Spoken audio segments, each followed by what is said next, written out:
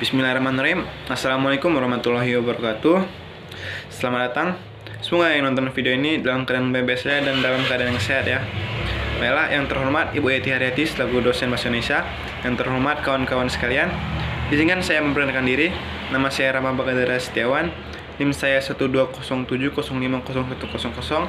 Saya dari Teknik Informatika UIN Sunan Jati Bandung. Baiklah, pada kesempatan kali ini saya akan membahas sebuah topik, yaitu bagaimana sih cara kita belajar pemrograman. Nah, sebelum itu, kalian tahu nggak sih apa itu pemrograman? Nah, pemrograman itu adalah aktivitas-aktivitas yang melibatkan dengan barisan kode. Nah, tak heran aktivitas ini sering disebut dengan coding atau ngoding. Barisan-barisan kode tersebut akan memberikan instruksi khusus kepada komputer dan menghasilkan hal-hal yang baru. Seperti hal yang sederhana yaitu menjumlahkan dua buah bilangan, hingga hal kompleks yaitu memprediksi cuaca esok hari. Nah, orang-orang yang membuat pemrograman ini biasa disebut dengan programmer. Programmer sendiri ada beberapa macam jenis. Yang pertama, ada web developer, yaitu orang programmer yang khusus membuat web. Yang kedua, ada software developer, yaitu programmer yang khusus membuat aplikasi komputer, baik dari macOS, Windows, dan Linux. Selanjutnya, ada mobile app developer, yaitu programmer yang khusus membuat program untuk aplikasi Android. Selanjutnya, ada yang namanya game developer, sesuai namanya, yaitu programmer yang membuat aplikasi game. Nah, sekarang bagaimana sih cara kita belajar pemrograman? Nah, yang pertama, kita jangan pernah belajar bahasa pemrograman semua bahasa pemrograman. Belajar saja bahasa pemrograman yang kalian butuhkan. Misalnya, kalian ingin menjadi web developer.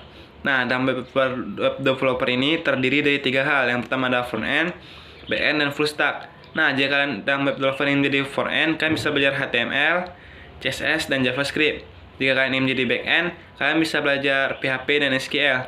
Nah, dengan nama full stack. Full stack ini menghandle 2 bagian, yaitu front dan back-end. Jadi kalian bisa belajar bahasa HTML, CSS, JavaScript, PHP, dan SQL.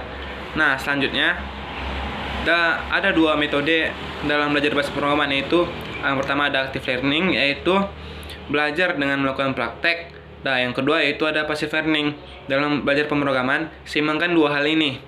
Karena misalnya kalian melakukan sesuatu, kan baca buku nih, tapi kan tidak pernah praktek, nah itu percuma saja. Sama seperti misalnya kalian praktek, tapi kan tidak pernah memahami teorinya. Maka dari itu, kalian harus menyeimbangkan 2 hal ini. Selanjutnya, coba baca-baca buku atau channel-channel YouTube. Soalnya pada saat zaman sekarang ini banyak kok channel-channel YouTube yang mempelajari tentang pemrograman. Contohnya seperti yang pertama ada web programming Unpas dan kelas terbuka, dan banyak juga channel-channel lainnya yang sangat membantu. Selanjutnya, jika ada masalah dalam melakukan pemrograman, jangan pernah malu bertanya. Banyak kok forum-forum di Facebook yang membantu kita dalam menyelesaikan masalah-masalah kita. Nah, misalnya nih saya membuat kesalahan nih dalam program saya. Nah, saya bisa bertanya kok ke forum-forum Facebook itu. Nah, insya Allah orang-orang di sana kok akan menjawabnya. Selanjutnya, dalam bahasa pemrograman, bagi waktu kalian, jangan setengah-setengah. Misalnya kalian ingin belajar bahasa ini nih, dalam 2 jam kalian belajar bahasa ini, tentukan. Nah, selanjutnya yang terakhir, belajar terus dan belajar. Ulang-ulang terus yang sudah kalian pelajari. Kalau saja kalian jarang mengulang-ulangnya, nanti kan bisa lupa, soalnya bahasa pemrograman ini sangat rumit.